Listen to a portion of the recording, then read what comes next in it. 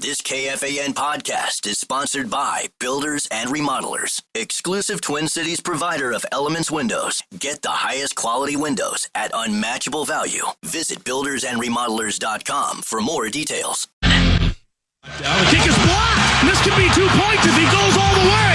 He's to midfield. Nobody to beat. This will be 2 for Minnesota. Miller Moss with a handoff and another big gain, and the ball popped loose, and it's still fumbling back there, and it is maybe picked up. Let's see who has it. Minnesota. Welcome to Gopher Football Weekly with PJ Fleck on the Gopher Sports Network from Learfield. To the 10, to the 5, touchdown, pick 6. Gopher Football Weekly with PJ Fleck is presented by True North Family of Companies. Visit thetruenorthfamily.com. Also brought to you by Cub, the official grocer of Gopher Athletics. And by Tipsy Steer and High Pines, located at County Road C in Snelling. Proud sponsor of Gopher football. Here we go. Now, here's the voice of the Gophers, Mike Grimm. Along with Justin Gard, we are off and running. The head coach, P.J. Fleck, is with us as well, and it is Gopher Football Weekly with P.J. Fleck. We're on campus today. We'll be back at the restaurant next week. Next week's a bye week. We'll have a couple of players for the show next week out at the restaurant. So on campus and just down the hall in the conference room from P.J. Fleck's office. And, it was nice little walk here today, and now it's on to Michigan State. But we do need to talk a little bit about Iowa. You do? Yeah. Why? But, just to recap, I know you talked about it yesterday a little bit. Early onslaught from them. You talked about during the week how hard it was to play in that stadium, and they were clearly jacked up, the crowd, and blackout, and before you knew it, it was it wasn't the game was on. Yeah, it wasn't like our guys were unprepared, not ready for that environment. I mean, they were. Here, the problem is they score 7 points.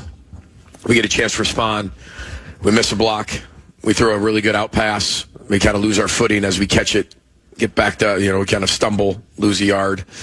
And then, our next play, we throw an incompletion. They go down, get a field goal. We get the ball back. Fourth play of the game, pick 6. We're down 17-0 before you can blink, before you can even fight. I love how hard our players played, but we didn't execute at a high level. So bad execution. Love how hard we played, but you play really hard at doing not so good things when you play in Kinnick Stadium, and they play the way they did. It's going to be a quick night, and unfortunately, that's the way it went down. It's not what we accept. It's not what we think is okay. 31-0 with 9-10 minutes to go in the second quarter. That's not a formula for success. So they also returned a punt for a touchdown. So we had a great practice today. Our guys have responded tremendously. Nobody wanted that to happen like that. Our players, I hate this word embarrassed. I don't use embarrassed. I think that takes away from the credit of a team who just beat you and beat you handedly. Rivalry or not, I hate that. I hate taking away from people's who work just as hard as us, who earn a victory, and then coaches go in there and say, I'm embarrassed. I hate when people talk about that because I think that completely takes away from their execution at a really high level. We didn't execute. And if you don't start fast, you're going to be swimming uphill. And we were swimming uphill from the start. I mean, swimming up a waterfall. And unfortunately, it happened. And, Garrett and I talked about this. Did you lose by 1? Did you lose by, 38? Either way, losses stink. And I don't know which one's worse. But that was really, really hard to swallow, and no one felt worse than our players. It's hard to have a rivalry game like that, and they've obviously had the advantage in the win column in our rivalry, and we've had some teams that we beat like that as well. It's just everybody's got something, and that happens to be us right now. But we got a lot of things corrected, and I love the mindset when they came in here, man. I mean, it was you never know. Like, you never know, and you think, like, your culture's strong, and you think you have this, and you never know, and boy, was I proud of them with their response in today's practice. I mean, maybe one of the better practices we had, but because they know why.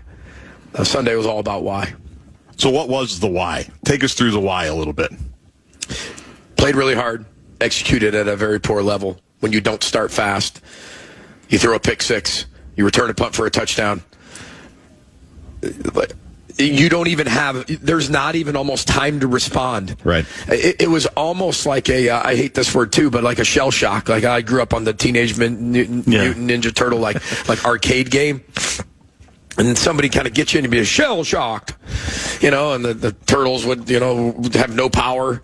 It happened so fast that we couldn't even get into anything. Right. And that's a credit to them because we had a possession. We went 3 and out. They got a possession, went down and got a field goal.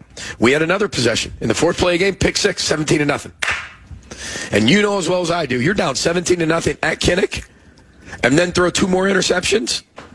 I mean, as I know I've been doing this a long time. That's how you lose a game in Kinnick.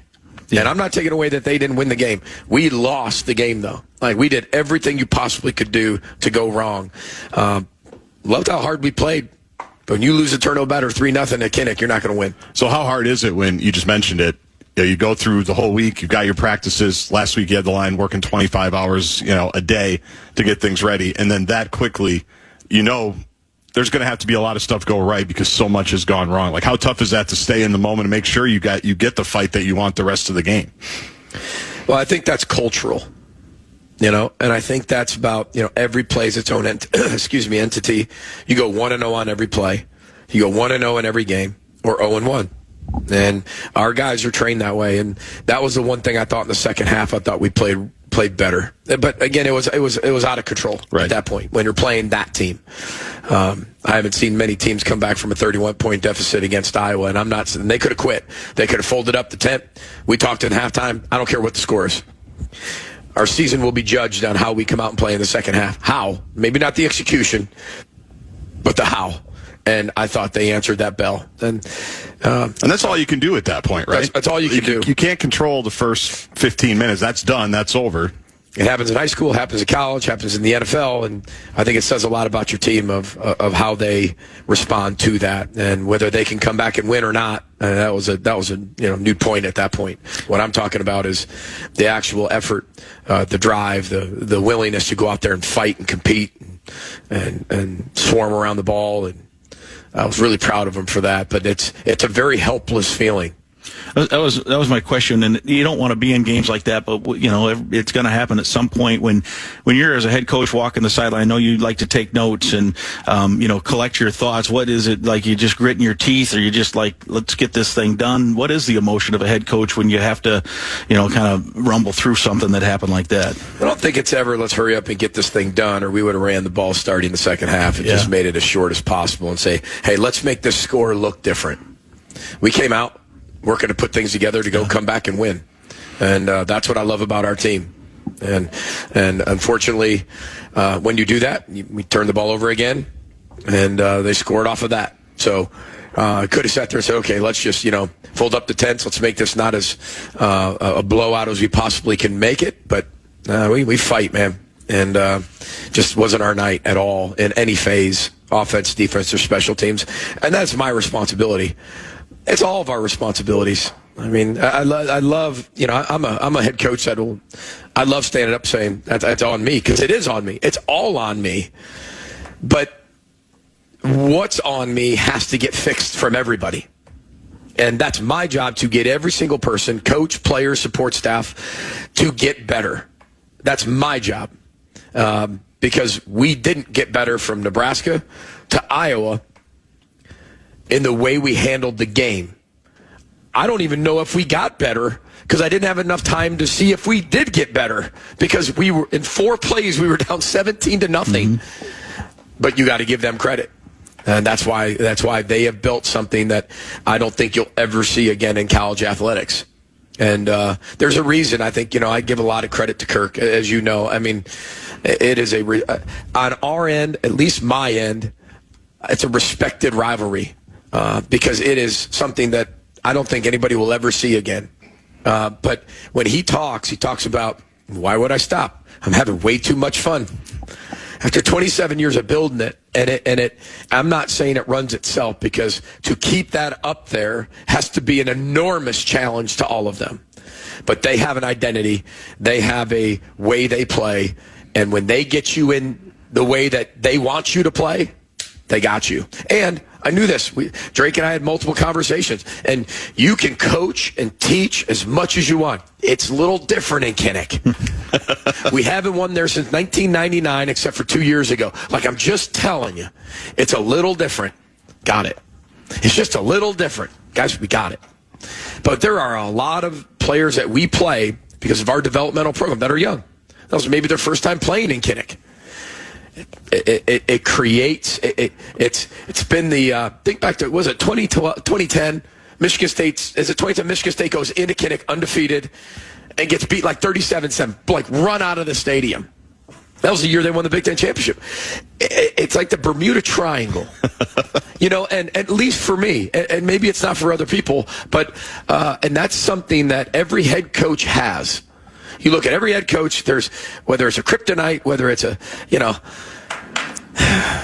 just doing as much as I possibly can to explain it to you. I mean, but it can't be something that gets in people's heads, and it's not in our heads. We take one game a championship season, but when you do have a young quarterback and you're explaining to him throughout the week what that's like, and then you get in it, I think sometimes you got to learn from the failing. We all have to learn from the failing of going in there and not playing at our best from the start. If you don't put a drive together to match that score, it's going to be a long afternoon. And what's the follow-up with Drake then after? What'd you learn? And what'd he say? He said exactly that. Hey, I heard you, but wow. That was just a little bit different of an experience, and I won't let that happen again. He takes accountability for it. It's not his fault. I mean, it's everybody's fault. I mean, we had a punt return for a touchdown. I mean, our defense gave up, 3 quick scores. I mean, holy cow. And it's everybody's accountability. But when you're the quarterback, you want to say, like, how could I have been the reason we won? And if I wasn't the reason we won, why was I part of the reason? And be very honest and transparent with that. I think he's done a great job of responding to that. All right, let's take our first break. We'll have more. We'll preview that Michigan State game and talk about some other stuff as well. Alumni-owned Sunbelt Business Advisors, part of the True North family of companies, should be in your team roster if you're selling a business. Get your no-cost confidential business valuation today. Visit sunbeltminnesota.com. More Gopher football talk on Gopher Football Weekly with PJ Fleck from Learfield. Golden Gopher Women's Hockey is playing at 3M Arena at Mariucci on Friday, November 14th at noon for Field Trip Day presented by Quick Trip. Help us cheer on the Gophers against Bemidji State and get your tickets now at gophersports.com. Dear crew, it's Toyota. With an adult-sized third row, everyone's welcome in the Grand Highlander. From sports fans to eco-buffs and movie fans. Sink back in the Sienna with an available rear seat entertainment system. Slip into the RAV4 with available all-wheel drive. And let's go. Toyota. Find yours at toyota.com. Toyota. Let's go places. Visit the University of Minnesota Bookstore, your destination for the area's largest selection of U of M and Golden Gopher apparel, gifts, and novelties for fans of all ages. From the latest styles to timeless favorites, it's your one-stop shop for all things Gophers. And when you shop here, you're giving back because every purchase directly supports the University of Minnesota. Stop by our campus location or shop anytime online at bookstores.umn.edu. Go Gophers! Know what the happiest bird is? Chicken. Cub fried chicken. Wait, let me rephrase that. Know what bird makes people happiest? Cub fried chicken. Crispy, crunchy, juicy, perfectly seasoned. It's the kind of chicken that disappears faster than you can say, 8-piece, please. Or, let's be real, maybe 12-piece. Because when it comes to fried chicken, more just means more happy. So if you're shopping chicken, shop Cub fried chicken and shop happy. Spring cleaning is as easy as buy, fill, gone with a Bagster bag from Waste Management. Clear the clutter and ditch your debris. Bagster bags are the flexible option for big cleanups, and we mean flexible. The Bagster folds neatly when not in use, yet holds 3,000 pounds of waste and debris. Buy from a retailer today, fill it, and easily schedule pickup when your projects are complete. To learn more, visit thebagster.com. You want the best for your child. So does M Health Fairview Masonic Children's Hospital. As the Twin Cities' longest-running top-ranked children's hospital, many of the world's leading medical experts just happen to come with the most caring hearts. This combination of passion and expertise is why Masonic Children's Hospital was once again recognized as the Twin Cities' top-ranked children's hospital by U.S. News & World Report. Right off 94 near the West Bank of the University of Minnesota. Learn more at mhealthfairview.com. Are you looking for concert or sports tickets? As a local Minnesota company, Ticket King is a company you can trust. They have seats to fit every budget and even offer parking or tailgating passes, and all tickets are guaranteed. Each order is personally attended to by one of our dedicated customer service representatives who are committed to providing you with a courteous, professional, quick, convenient experience. Visit us at ticketkingonline.com or call us directly at 612-341-4131. Gopher fans, check out the spot for Gopher Weekly with PJ Fleck. The Tipsy Steer in High Pines in Roseville is a great place to watch the games with a large outdoor space to eat, drink, and hang out with your friends. Check this place out. Locally owned refreshing beverages and food sourced from area farmers, serving up menu favorites like bacon lollipops and armadillo eggs. The sassy menu also features brick oven pizzas and acclaimed burgers. Tipsy Steer in High Pines in Roseville, County Road C and Snelling in Roseville, or online at tipsysteer.com. Go Gophers! The game against Rutgers on September 27th recognized the 13th annual Celebrate Ag and Food Day at Huntington Bank Stadium. Both the game broadcast and the presentation inside the stadium celebrated the tireless efforts in the agriculture industry. The Gophers would like to thank the following participating sponsors: Ag Country Farm Credit, Minnesota Biofuels Association, Minnesota Corn Growers Association, Minnesota Pork Board, and the University of Minnesota's College of Food, Agricultural, and Natural Resource Sciences for their continued support. No matter who you are or what you do, there's a Ford vehicle that can help you own the day. Make life on the go a walk in the park with the new Ford Explorer. Become the MVP of the work site with the unrivaled performance of a new built Ford Tough F-Series truck, the best-selling trucks in America. Or discover what it really means to adventure in the great outdoors with the new Bronco Sport. Whether it's for work or play, there's a Ford with a great deal waiting at your local Northland Ford dealers. Don't wait. Get behind the wheel of a new Ford today. Based on calendar year total sales. Golden Gopher men's hockey is back at 3M Arena at Mariucci for the 2025-26 season, and single game tickets are on sale now. Don't miss out on any of the action. Get your tickets at gophersports.com.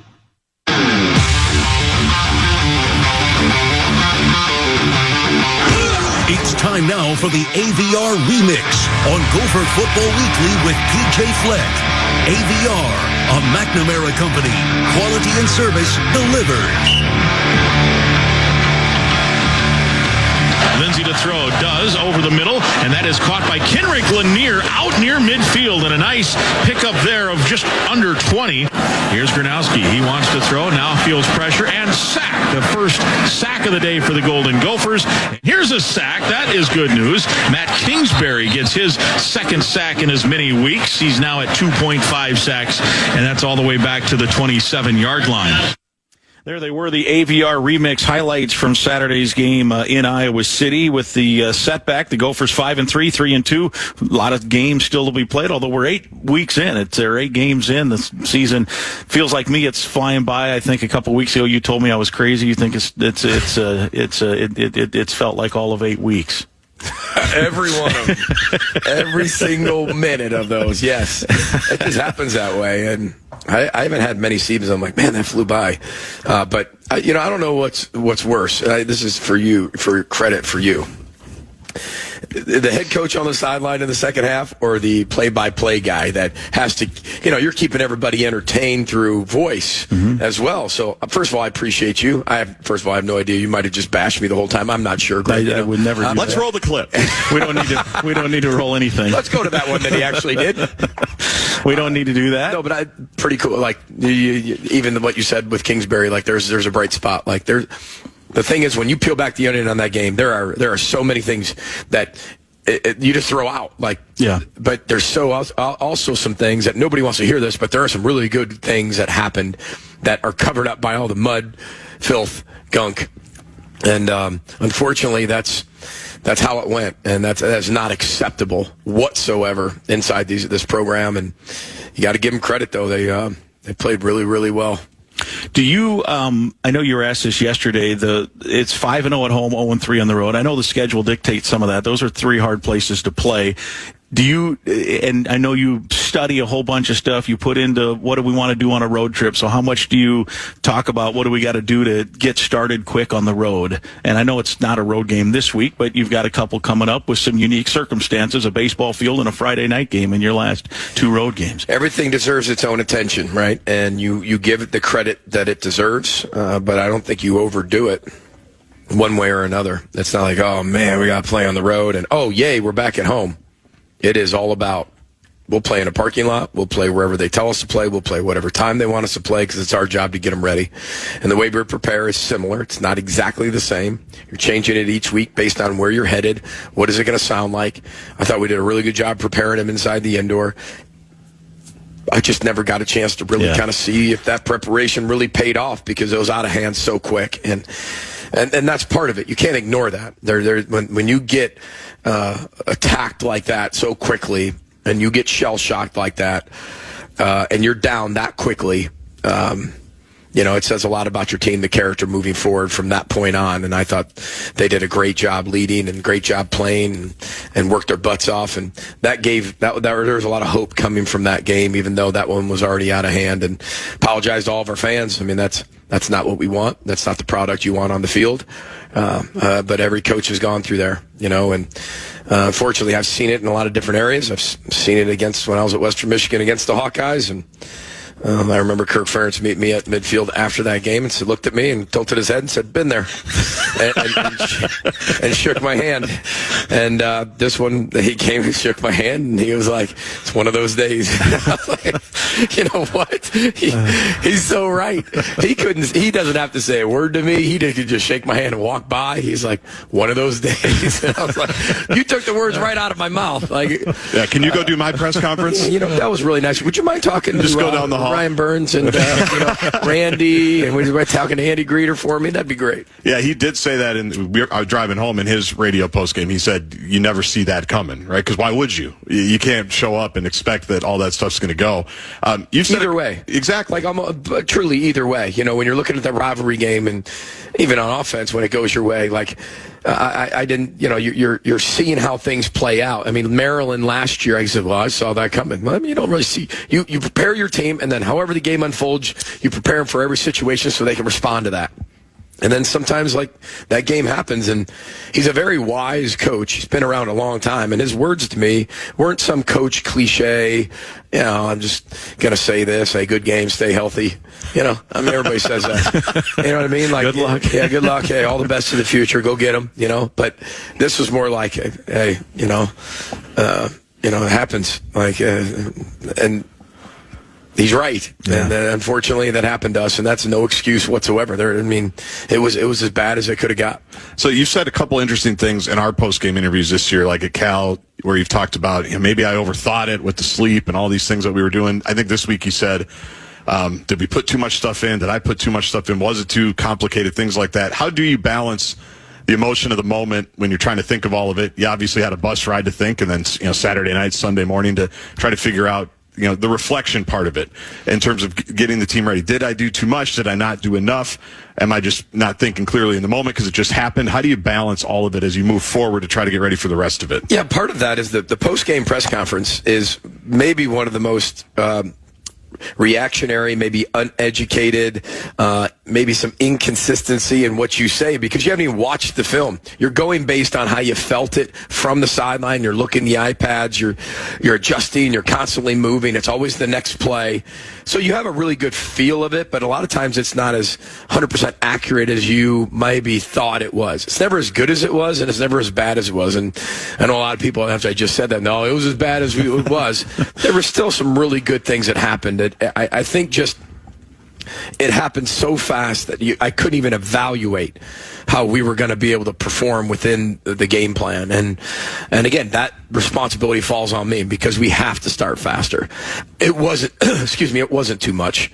We didn't have, we played so hard, but executed at such a poor level and made some really bad decisions that we touched the stove. And when you do that, you don't even really get a great evaluation of how that game could have played out when you're down 31-0 after the first quarter. I mean, that's tough sledding right there against the team that it's not like a normal team. You just come back against them and think you're going to go score 45 points in the second half. I don't know if anybody's ever done that. So versus them, especially there, but. I think the reflection piece on the bus ride back, the film on the way back, then the next day film over and over and over, it wasn't too much. You question yourself. I mean, the first person that you question is yourself. How could I have prepared him better? What could I have done? Is there something that I didn't cover, that I didn't do right? And look, as a head coach, you also got to say, okay, I did that. Maybe I didn't do that as much as I should have. Nope, I did that. I couldn't have done that any more at an exhausting level. But we're still dealing with 18 to 22-year-old young people, and you can have that, but they're also going to not be perfect as well, and they're going to have to learn the hard way or the easy way, and sometimes you got to learn the hard way by going through it yourself, and that's why we're there. We're not there to sit there and say, hey, guys, this has nothing to do with you. It's all me, and it's all the coaches, because we're in the whole thing together. Every single person inside this organization has to take accountability for what happened. I will take the most accountability, 100%. But if you have a really good team and a good culture, everybody wants to take accountability for that. And when you came in here on Sunday, everybody did. I mean, everybody did. And that's what you want to see. And I thought today's practice was as good, if not the best practice we've had of the fall. And I give them credit, because that's really hard to do, pick people off the ground after a game like that, because that could go a lot of different ways. And you want to see your guys get up off the mat, so you like that today in terms of what you got from them. Yeah, because it was all player-driven. You know, I mean, we can come in and set the tone. This is what we're going to do. This is unacceptable. This is why. We watch the film. But then as coaches, right, bad teams, nobody's leading. Average teams, coaches have to, lead the whole time. And then elite teams, players lead.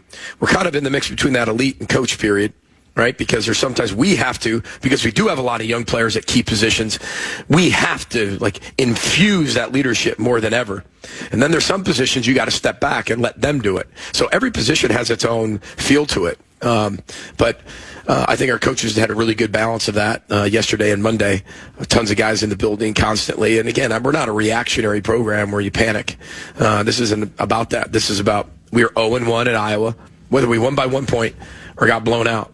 Everybody was going to be disappointed if we didn't win that game. And I've never had anybody say, we're not disappointed in 2019 because we were close. That was just as devastating as this.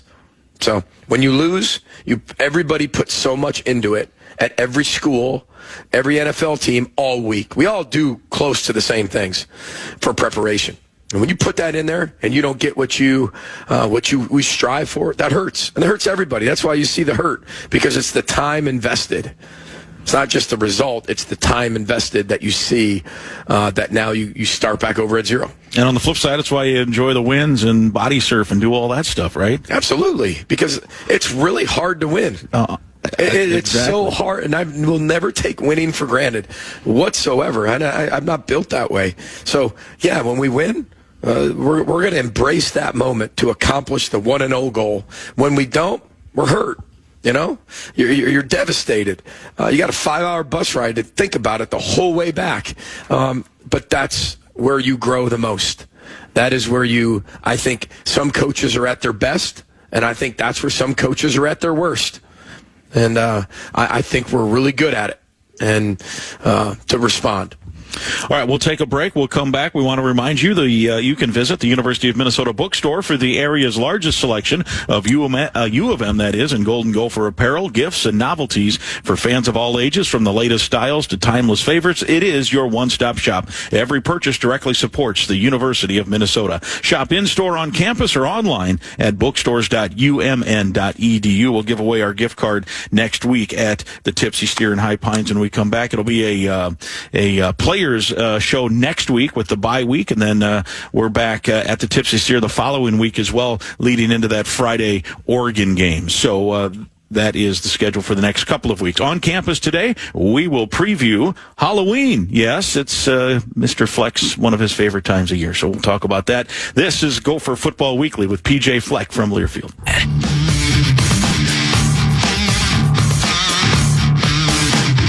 Gopher Football.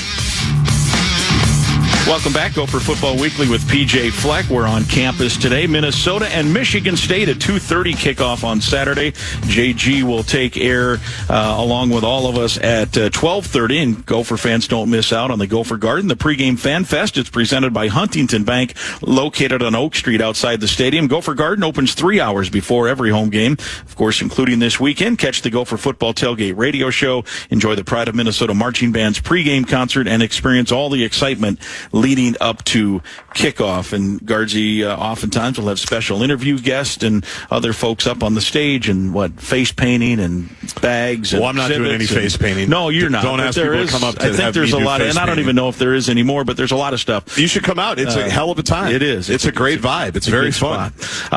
It's a good vibe right now. You walk into this football building and there's goblins and monsters and skeletons and chains hanging all over. It is that time of year, and I know you guys, you always dressed up as Jim McMahon. We've seen that picture floating around when you were a young kid in the Chicago suburbs, the tough Chicago suburbs. Wore the headband, and what was he, number 9, right? Number 9, the funky QB, man, the funky QB, absolutely. And I know you appreciate your wife circulating that photo to every TV network the last 8 years to make sure that gets in there. That's a tradition like any other, and I know you're very pleased that photo saw the light of day. I sure am. The one that has me wearing when I'm a kid, the Wisconsin Badger T-shirt for some reason, the red one, that circulates too. Yeah. Which that one got a lot of traction just because my family used to vacation in St. Germain, Wisconsin, and that one gets a lot of traction. That's for sure. So, you never know how it comes back to haunt you, how your life's going to play out. I mean, you don't at least have a tattoo of your alma mater like one Big Ten coach does of a rival school, right? No, I definitely don't have that. Yeah, no. But that's always fun too. You got to figure out how to cover that thing up when you're coaching down the road, and I think it's all good. It's all good. If we can't laugh about it, why not, right? You've got very philosophical. Thank you. Yes, thank you. That's I'm imparting my Dalai wisdom. Lama. Yes, thank you. I'm gonna write all that down. Yes, please do. When you're 55 years old, like I am today, happy birthday! Hey, happy birthday, Grimmy. Yeah. You know what? That's old. I'm getting old. No, you're not. What I found, I told Guardsy this. What I found is when you get to this age and you start messing up, you can just say, "I'm getting old." And people say, yeah, you're right. And then you're kind of, it's okay. So what you're saying is, like, for Saturday, I said, hey, sorry about that, everybody. I'm just getting old. Yes. 43. Yeah. Are you 43, 44? Yeah. 44. Yeah. You could, I don't know if, I don't think 44 is the cutoff on that one, though. But coaching's like dog years. Yeah, that's true. That's true. That's true. You get put through the I can't really say that, though. I just Kirk Ferentz has been doing this 27 years as a head coach. I mean, he's it's a tough week to say that. Yeah, it is a really tough week. I was going to say, tough week to blame age. I always think about, okay, how could somebody say, like, what is he talking about? Because you can compare that. And, of course, with Kirk Ferentz, that wouldn't make a lot of sense. I'm still a young pup. You've got everyone dressing up, right, on Thursday, and the kids coming in. Hope Kids is the annual Halloween trick-or-treat time. Yeah, one of my favorite events. This is huge. Norris Wilson helps put this on, and over 100-plus Hope Kids come in, and, we decorate our entire facility in kind of a haunted mansion. We got all types of games. All of our players dress up. A lot of our coaches' kids come here because, it's unique because Friday's Halloween, right? So we're in the hotel on Friday, so we've got to kind of balance that with our own families.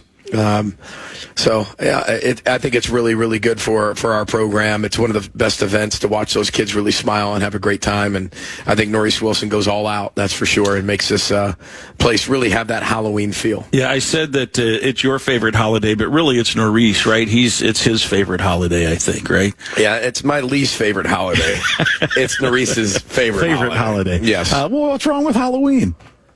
I don't have my kids all the time. Yeah, right. Right? And you're working during football season, and I usually don't get them for Halloween. So, you get a little lonely, and I'm not really there at times to pass out candy, and so you're coaching, and sometimes I am. Sometimes I can be. And, you just never know what's coming to that door. Yeah. Well, that's the thing. In Minneapolis, in a big city, and you've talked about this, we have a lot of transplants. Right? Absolutely. Just in our neighborhood. Kirk Ferentz is not worried about a Gopher fan showing up at his door, wherever he lives, right? No. I'm guessing Luke Fickell, not a lot of Gopher fans pulling through Madison or Middleton or wherever he lives. In Minneapolis... Crapshoot. all these great Fortune 500 companies, there's some people, which is funny in a way, because I know you've had a lot of fun with that, but it's not always ideal on Halloween. Yeah, there's been people who dress up as Heather and I, and that's always good. They'll do, the lady will have the sleeve and tattoos and, or her dark hair and some guys, I've had one kid show up, and I told you this, he goes, "You need to run more slants." And I was like, and his dad's like 20 feet from him. And you could see after the kid said it, Dad's like, "Yes, you did it, son." And then, he got coal, and then exactly. Yeah, he walked. We got a pencil. Yeah, that kid got a pencil. The toothbrush. Well, see, we got the full side stuff. We got multiple stuff, and then depending on if somebody says Happy Halloween, go Gophers. Row the boat, Sky Mile, go Gophers. Happy Halloween, trick or treat. Yep. You get the full candy bars. Yeah. You go to the garage and grab a car or an e-bike if you say all that. This is fair. Yeah. It's not equal. Yeah. Right? You come up and don't say anything and stick your bag out there, you're getting a pencil. Yeah. Maybe a protractor. What if a kid comes up compass, wearing a Nebraska uniform or a Iowa uniform or something? What do they get? I usually let Heather handle those. They get corn. Yeah, that's right. Give them a cob of corn, right? But I can't imagine what's coming to the door this year, so it'll be great. But you have had someone dressed as you show up at your door for candy? Oh, multiple every year. That's awesome. It's not just one; it's multiple. One year it was great. There was a kid that was Paul Christ. There was a kid who was Jim Harbaugh, and then there was a kid who was me. All together? Yep. And the dads were all behind there. The dads don't come up with the kids for the most part, but you could just see them back there. And then same thing, dad's in the back. Hey, ask him about this. Yeah. And then the kid's kind of like, the kid's looking at me like, first of all, I could care less who this guy is. Right. Dad cares. But you always like to go into Halloween after a win. And this one, so. Yeah. I'm not even sure if I probably won't even be there. So it's Friday night before the game, right? Yeah. I'll be with the players. Yeah, exactly. All right, let's take another break. You got more? Was it break Heather have to deal with that. No, you can ahead. talk. Go ahead. Well, no, I had a question that's not related to anything, but I'm just interested in the head coaching perspective of things because I don't know if you saw it because you're locked in here, but Carson Wentz, his season's done. He's got to have shoulder surgery, and now the reports are coming out that he played like 2.5 games with a pretty debilitating injury, and the line is always, the trainers, and you always talk about the medical staff gives me the information, but I'm curious what the line is with player conversations with medical staff in terms of having to protect players from themselves, or can he hurt it anymore? You know what I'm getting at a little bit, because the second guess right now, and I'm not asking you to second guess KOC, is nor would I. Right, but how do you? Because Carson Wentz wants to play, right? If he says, I'm out here, I'm playing. And the doctors say yes. And the doctors. But the eyeball might say, God, this kid's getting killed. But we're watching Thursday and going, this is rough. And now he's got season-ending surgery, and he was obviously dealing with something really painful. So how do you handle, you've never had to handle something like that, I don't think, but just take me through how you handle those things with all the moving parts that are in there. Well, I can only speak based on my experiences. One, as a football player, right, in college and pro, and then 2, coaching in the NFL, and then 3, being a head football coach at the MAC and then the Big Ten. And the great thing about how we at least do it here is I don't have any say whether a kid plays or not. That is all Mike Sipniak, our entire medical staff, and I love that piece. We have amazing doctors who will do everything they possibly can, high and low, to protect our student athletes, and I love that piece because there were a lot of times I probably wish as a player somebody would have stepped in for me, but I was too boneheaded. I think as a football player, you always want to play. I think there's a threshold of what's hurt, what's injured. There's a balance of what can I play through, what can't I play through. There's also the factor of there's certain players who can play through more than other players. There's a threshold based on who you are, and I think that has to be handled with the medical staff with white gloves that it always is. But you start to get people's personalities of who can, who can't, what are they saying when they really can, what are they saying when they really can't, what's the medical report say. I think that's one of the hardest things to dictate, is because it is a violent game. This isn't something, hey, I got a bruise on my knee. There are things that Am I hurt? Am I injured? What's the difference? Something that could be an injured for one guy could be just hurt for another guy. You watch certain positions play through a torn ACL. Well, as a wideout, you couldn't play through a torn ACL. Maybe you can do that as an offensive line. Maybe. Every case is completely different, and I think that's what makes it unique. Every person needs to be handled completely different. So I can't speak on actually what's going on with the Viking piece, nor where I would or would I, but I can only speak on what we see every day. We talk about the injury report every day. I get a personal meeting with our medical staff. Our staff gets a meeting together with our medical staff. And you have to listen to the player, too, because the player has a say in this as well.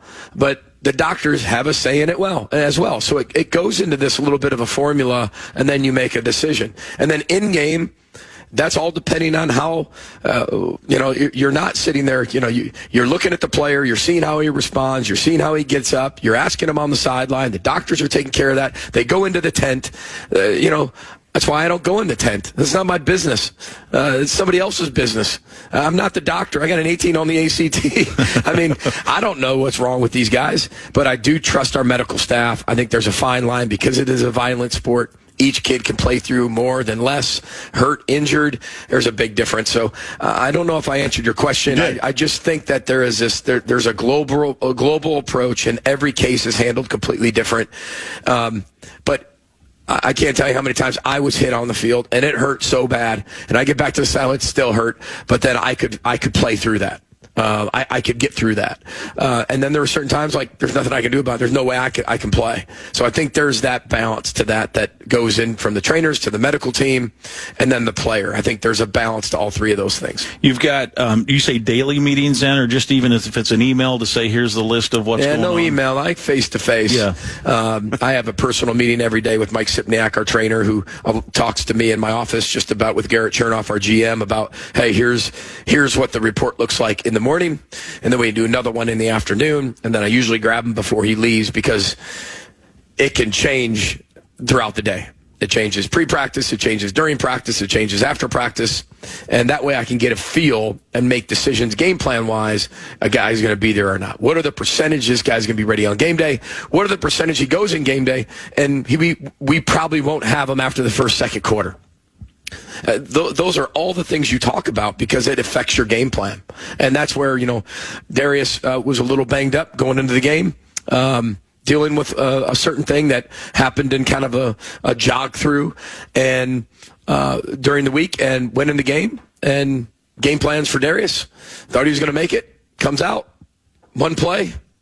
Things change pretty quickly, right? And you've got to be able to respond and bob and weave with all that. Is that then not specific to the injury, but then does Mike just come up to you in the game and say, "Hey, coach, he's done"? Yeah, if you ever watch Mike Sipniak during a game, which I do, by the way, that's part of my job. I was told a long time ago, timing is everything. The problem with during in game, there's really never a good time to say, "Hey, maybe your best player's done for the day." Yeah, because when maybe the offense is off and he's dealing with an injury with an offensive player, I'm on the defensive side. Working with the defense to stop the offense, and then it goes to special teams, and so I'm constantly on somebody's line working with them, whoever's on that side of the ball. I just don't stand there. Sometimes head coach, you think you're just standing there doing nothing. You're constantly working back and forth and to the other side. And Sip will I always feel Sip, and you'll see me. Sometimes I just start working my way away from Sip. I see him coming. I'm working my way because I don't know if I want the news. You don't want to hear it, yeah. But sometimes I'm in the middle of talking to these. It's like I get the tap on the shoulder, Coach. Hey, Sip, give me 30 seconds. Like the clock's running. Like we're right. It is a 4-minute or 2-minute. Like give me 1 second. But he's so good at. We've worked so well together over the years, and he's so good. He can deliver that information. Then I've got to get it delivered from there. Because once he gives it to me, then it's got to go to special teams, offense or defense. We got to work that depth chart. It's got to be done in a quick, timely manner. Is he hurt? Is he down? Is he out for the game? Down's different than out for the game. Down, hey, he's back. Okay, yeah, I'm taking him in the locker room early. Do you want us to take him in now, or do you want us to wait? Like, those are the things that, on top of the offense, defense, special teams, you're getting that information as a head coach. Yeah, and then adjusting however it happens to be the adjustment. Yeah, and that's the chaotic part about it. You somewhat enjoy as a head coach. So, yeah. All right, let's take our final break. We'll come back. We will preview the Spartans. They are coming to town for a 2:30 kickoff. Yeah, we don't have to talk about the Iowa game anymore. No. I only have about 10 more. Done? Yeah, he's got the whole We're not even in the second half yet. Yeah. I don't even remember what happened in the second half. To be honest, I have no idea after those first 9 plays. I'm sorry to laugh about it, but truly, I don't want anybody on this broadcast thinking like I take that lightly. Like that was a really, really hard 54 hours. And I'm just thankful we got to Tuesday and our guys came out and did exactly how we had to respond. And I truly apologize to our fans because they're the ones that you're fighting for, because they support you so much and you want them to be proud of Gopher football. And I completely failed at that job. So apologize to everybody. I do not take it lightly, but anybody who knows my personality is to not just wallow in your self-pity. I find results, find a way to respond, find a way to move on, and find some type of positive from it that you can grab, and find a way to be 1-0 the next week and really respond in a positive way. No doubt about it. Hey, Gopher fans, you can get your Chick-fil-A app ready during this week's Gopher football game. One lucky fan will attempt a field goal in the Kickin' for Chicken Challenge. Regardless of the kick, all Gopher fans will win. Open your Chick-fil-A app next Monday to redeem your free item. Our final segment's upcoming. Gopher Football Weekly with PJ Fleck from Learfield. Dear crew, it's Toyota. With an adult-sized third row, everyone's welcome in the Grand Highlander. From sports fans to eco-buffs and movie fans. Sink back in the Sienna with an available rear seat entertainment system. Slip into the RAV4 with available all-wheel drive. And let's go. Toyota. Find yours at toyota.com. Toyota. Let's go places. The game against Rutgers on September 27th recognized the 13th annual Celebrate Ag and Food Day at Huntington Bank Stadium. Both the game broadcast and the presentation inside the stadium celebrated the tireless efforts in the agriculture industry. Gopher fans, we can all be proud of the continued efforts, results, and the talented people that work in these industries to provide a sustainable food supply with so many changing variables. The Gophers would like to thank the presenting sponsors of this event: CHS, Compeer Financial, Undeniably Dairy, and Beck's. Gopher fans, when you want to get around Gold Country safely, securely, and on time, call Kerry Minneapolis St. Paul. Kerry Limousines, a global leader in business travel, offering a world-class fleet and reservation staff who make sure you arrive on time, every time. The team's available 24/7, so give them a call whenever you're ready to travel. 612-623-0565 or visit the webpage, kerrympls.com. And go Gophers! You can guarantee yourself a Minnesota maroon and gold win when you sell your business with Sunbelt Business Advisors. Sunbelt is a local alumni-owned company and proud sponsor of Gopher Athletics. Sunbelt provides business owner brokerage services to small businesses as well as mergers and acquisition services for companies up to $150 million in revenue. Are you thinking about selling? Sunbelt can help you make the most from your life's work. Visit sunbeltminnesota.com for a free confidential value range. Minnesota's largest seller of companies. sunbeltminnesota.com. Our in-studio producer, Paul Rovnak, with Gopher Football Communications, and with Gopher Football, Garrett Chernoff and Chandler Bunning. Our last remaining moments here with the head coach, PJ Fleck. 2:30 kickoff, Michigan State and Minnesota. What's the scouting report on the Michigan State Spartans? Yeah, you can't look at the record, that's for sure. This team's really, really deep on defense. Corners play really, really well, lock you down and press coverage.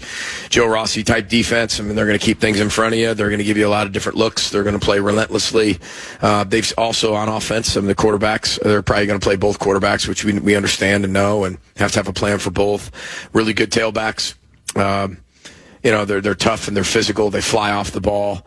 They got one of the best receivers in the entire country, if not one of the best in the Big Ten, and they score points on everybody. So, I mean, it's the Big Ten. I mean, anytime you play somebody, you should throw every record out because it doesn't necessarily matter. I know there's maybe one or two that are in maybe a different league right now that are playing at that type of level, but everybody else, I mean, we got to play our best football. We got to be able to establish how we play, and we got to play way better than we did last week. All right, home game. We'll see you Saturday. That was a great scouting report, and that's all the time we have. What beautiful timing.